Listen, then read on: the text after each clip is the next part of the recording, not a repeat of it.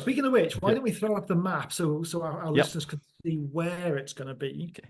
This Now is I'm gonna pull up the map on the NASA page so we get the best resolution. But that's if you're wondering where and when to see it, it's April 8th, and the when is going to depend exactly on where you are. But yeah, basically, it's going to cut this big path right across the continental United States. yeah, that's true. So okay, so that's good that you mentioned it's the 8th of April this year. What you're looking at, if you're not entirely sure, is you're looking at the a sort of map of of North America.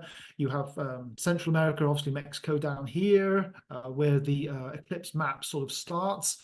The light grey tan area is the contiguous United States, and then obviously the area at the top is Canada.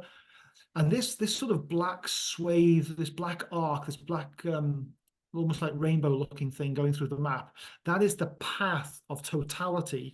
Whereas in if you were there, you would be able to see a total solar eclipse as the shadow of the moon um, projects across the continental US and northern North America.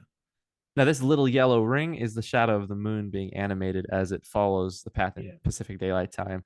And as it passes over the cities, that's when you'll get totality. Yeah, so you can maybe zoom in a tiny bit there, Joseph. You'll be able to see. Yeah, so this goes. So it's gone through Dallas there. Looks like it's going through Arkansas now for our North America, for our US based friends.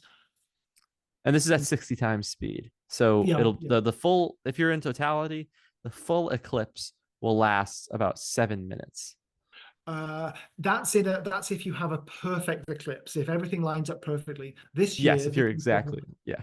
this April, the maximum time I think is going to be 4 minutes down toward Dallas, Texas, and then by the time it gets up into Maine, I think it's about 2.5 minutes.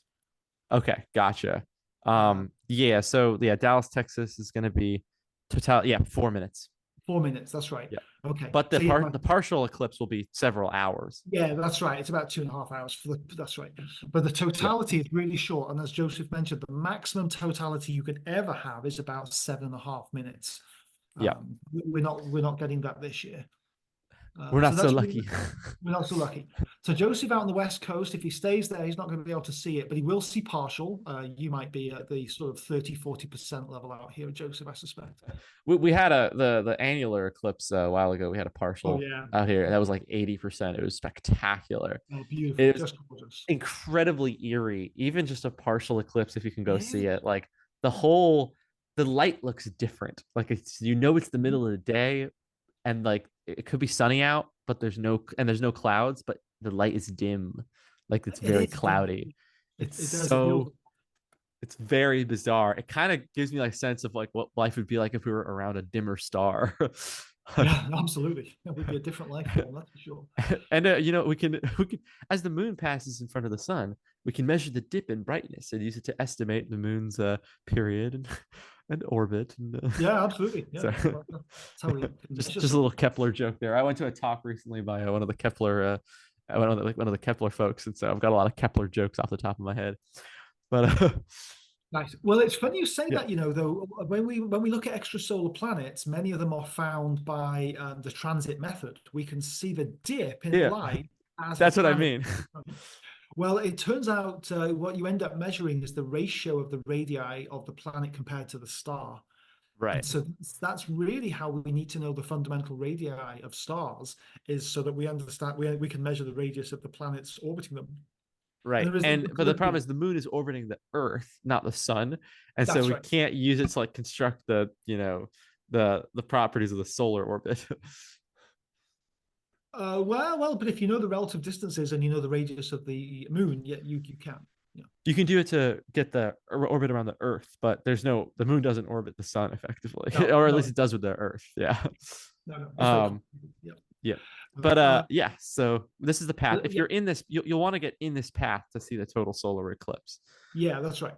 So if you the solar eclipse or the projection of the shadow is this yellow oblate spheroid moving uh, well, the spheroid is three-dimensional, but Oh, oval moving on we here. have a couple But if we you have a zoom couple in, settings. oh Sorry, we yeah, can turn on. So this is the umbra, but this is oh the yeah, do the penumbra. penumbra.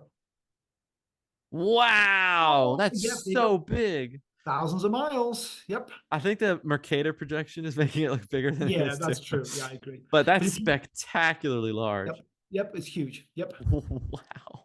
Oh, so it changes. Uh, It changes shape depending Yep. on where you Here's are. a percent coverage. So you're right. I will see about you nailed that. We're gonna bet. Oh, we got about 50% coverage actually. Yeah, 40, 50. Yeah, Okay. there you go. Yeah. Here's a length of totality. Yep, 4 minutes at Yeah, the 4 minutes. best. Nice. So And if then you, yeah. oh sorry, if you zoom into to Maine and try and get the Yep. map to have the path there, There we because go. that I think I'm going to go to Maine. Because I'm just north of Boston, Yeah. and I was going to go to Burlington over there by Lake Champlain there on the Vermont New York state border, but I think I'm going to go up to maybe I can't read it. Maybe Malanute. Is that the ones that say? I can't read it. Mini Rocket. Millinocket. I'm trying Millinocket. to zoom in, but it doesn't make it bigger. Yeah, Millinocket. Oh yeah. So anyway, just north of Bangor. So Yeah. yeah, I think I'm going to go and go up there because I think there'll also be less people up there, so there'll be less sort of Yeah. traffic on the road, and And it's the about light pollution will be really low too. I know it doesn't, but I know you're wondering. People might be wondering why does light pollution matter in a solar eclipse? But when the sun goes dark, if the light pollution is low, you can see the stars and like correct. even the Milky Way, which is Yep. crazy. Yeah, no, it's madness. Yeah, you can see stars. That's right when the sun's completely eclipsed. Yeah, it's very exciting. Um, I mean, famously, the Eddington experiment was the first test of general relativity. And what they did was they measured stars in the sky and then measured their positions after a total solar eclipse. And the positions had shifted slightly due to the light being bent around the sun. And the shift was exactly as predicted by general relativity. And they were able to do this experiment back in the early 1900s. So like yeah, back when everything was in black and white. So yeah, life was in black and white. So, well, I thought the Eddington, it wasn't the Eddington experiment in 1919 with the eclipse of Venus, or am I thinking of something else?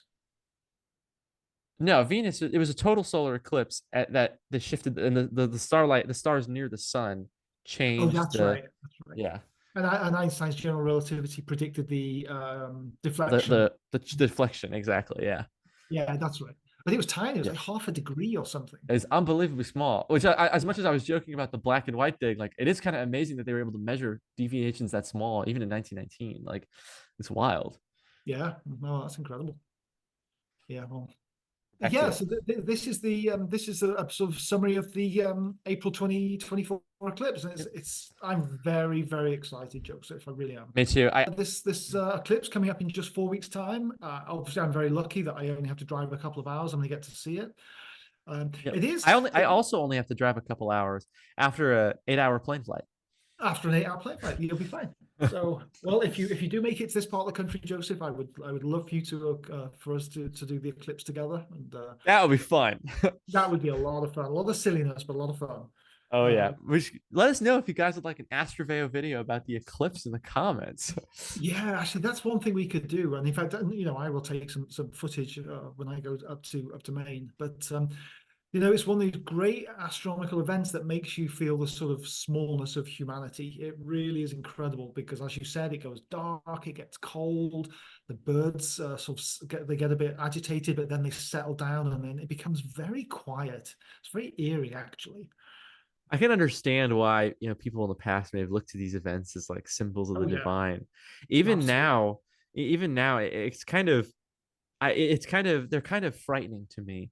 Like a benevolent god, like all this awesome event that we're just lucky isn't harmful because how the Yes. heck would we stop it?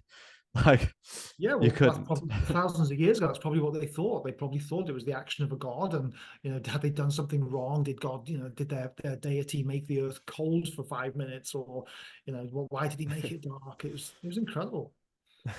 It's what a remarkable event.